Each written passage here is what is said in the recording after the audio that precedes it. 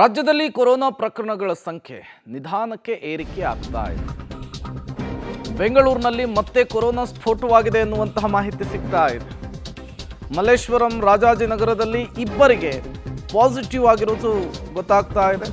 ಮಲ್ಲೇಶ್ವರಂನ 45 ವರ್ಷದ ವ್ಯಕ್ತಿ, ರಾಜಾಜಿನಗರದ 38 ವರ್ಷದ ವ್ಯಕ್ತಿಗೆ ಕೊರೋನಾ. ಇಬ್ಬರು ಸೋಂಕಿತರಿಗೂ ಕೂಡ ಮನೆಯಲ್ಲಿಯೇ ಟ್ರೀಟ್ಮೆಂಟ್ ಅನ್ನು ಕೊಡಿಸಲಾಗ್ತಾ ಇದೆ. ಸೋಂಕಿತರಿಗೆ ಯಾವುದೇ ರೀತಿಯ ಟ್ರಾವೆಲ್ ಹಿಸ್ಟರಿ ಇಲ್ಲ ಅನ್ನೋದು ಗೊತ್ತಾಗ್ತಾ ಇದೆ. ಬೆಂಗಳೂರಿನಲ್ಲಿ ಈಗಾಗಲೇ 32 ಕೊರೋನಾ ಪಾಸಿಟಿವ್ ಪ್ರಕರಣಗಳು ಪತ್ತೆಯಾಗಿತ್ತು.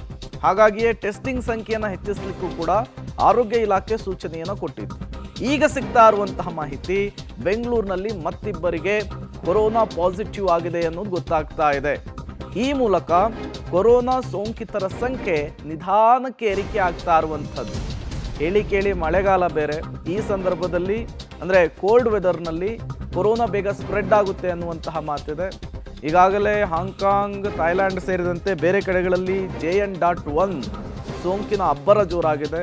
ನಮ್ಮ ನೆರೆಯ ರಾಜ್ಯ ಕೇರಳ ಆಗಿರಬಹುದು, ಮಹಾರಾಷ್ಟ್ರದಲ್ಲೂ ಕೂಡ ಕೊರೋನಾ ಅತಿ ವೇಗವಾಗಿ ಸ್ಪ್ರೆಡ್ ಆಗ್ತಾ ಇದೆ. ಮಹಾರಾಷ್ಟ್ರದಲ್ಲಿಯೇ 3 ಸಾವನ್ನಪ್ಪಿರುವಂಥದ್ದು, 22 ವರ್ಷದ ಯುವಕ ಸೇರಿ. ನಿನ್ನೆ ಬೆಂಗಳೂರಿನಲ್ಲಿ 84 ವರ್ಷದ ವೃದ್ಧರೊಬ್ಬರು ಇದೇ ಕೊರೋನಾಗೆ ಸಾವನ್ನಪ್ಪಿದ್ದಾರೆ ಎನ್ನುವಂತಹ ಮಾಹಿತಿಯನ್ನು ಕೂಡ ಆರೋಗ್ಯ ಇಲಾಖೆ ಕೊಟ್ಟಿತ್ತು. ಮತ್ತಷ್ಟು ಡೀಟೇಲ್ಸ್ ಕೊಡ್ತಾರೆ ಲೋಕೇಶ್, ದೂರವಾಣಿ ಸಂಪರ್ಕದಲ್ಲಿ ಜಾಯ್ನ್ ಆಗಿದ್ದಾರೆ. ಲೋಕೇಶ್, ನಿಧಾನಕ್ಕೆ ಕೊರೋನಾ ಪ್ರಕರಣಗಳ ಸಂಖ್ಯೆ ಏರಿಕೆ ಆಗ್ತಾ ಇದೆ. ಈ ಬೆಳವಣಿಗೆಗಳನ್ನು ನೋಡ್ತಾ ಇದ್ರೆ ಬೆಂಗಳೂರು ಮತ್ತೊಮ್ಮೆ ಕೊರೋನಾ ಹಾಟ್ಸ್ಪಾಟ್ ಆಗ್ತಾ ಇದೆಯಾ ಅಂತೇಳಿ? ಪ್ರೇಮ್, ಖಂಡಿತ ಬೆಂಗಳೂರು ಕೊರೋನಾ ಹಾಟ್ಸ್ಪಾಟ್ ಆಗತ್ತೆ ಅನ್ನೋದ್ರಲ್ಲಿ ಯಾವುದೇ ಅನುಮಾನ ಇಲ್ಲ. ಆ ರೀತಿಯಾದಂತ ಆತಂಕ ಮತ್ತೆ ಅಭಿಪ್ರಾಯವನ್ನ ತಜ್ಞರು ಮತ್ತೆ ಆರೋಗ್ಯ ಇಲಾಖೆ ಅಧಿಕಾರಿಗಳು ವ್ಯಕ್ತಪಡಿಸ್ತಾ ಇರುವಂತದ್ದು. ಯಾಕೆಂತಂದ್ರೆ ಈಗಾಗಲೇ ರಾಜ್ಯದಲ್ಲಿ ಒಟ್ಟು 38 ಕೋವಿಡ್ ಕೇಸ್ಗಳಿವೆ. ಆ 38ರಲ್ಲಿ ಬಹುತೇಕ 35 ಕೇಸ್ಗಳು ಕೂಡ ಬೆಂಗಳೂರಿನವೇ ಎನ್ನುವಂತ ಮಾಹಿತಿ ಈಗ ಲಭ್ಯ ಆಗಿರುವುದು. ಉಳಿದಂತೆ ಬಳ್ಳಾರಿ, ಬೆಳಗಾವಿಯಲ್ಲಿ ಕೇಸ್ಗಳು ದಾಖಲಾಗಿದೆ. ಹೀಗಾಗಿ ಬೆಂಗಳೂರಿನಲ್ಲೇ ಜಾಸ್ತಿ ಕೇಸ್ಗಳು ಹೆಚ್ಚಾಗ್ತಾ ಇರುವಂತದ್ದು. ಯಾಕೆಂದ್ರೆ ಬೇರೆ ಬೇರೆ ರಾಜ್ಯಗಳಿಂದ ಜನ ಇಲ್ಲಿಗೆ ಬರ್ತಾರೆ, ಮತ್ತೆ ಬೇರೆ ಬೇರೆ ರಾಜ್ಯಗಳಿಗೆ ಪ್ರಯಾಣವನ್ನು ಬೆಳೆಸ್ತಾರೆ. ಅಂತ ಸಂದರ್ಭಗಳಲ್ಲಿ ಕೋವಿಡ್ ಕೇಸ್ಗಳ ಸಂಖ್ಯೆ ಏರಿಕೆ ಆಗತ್ತೆ.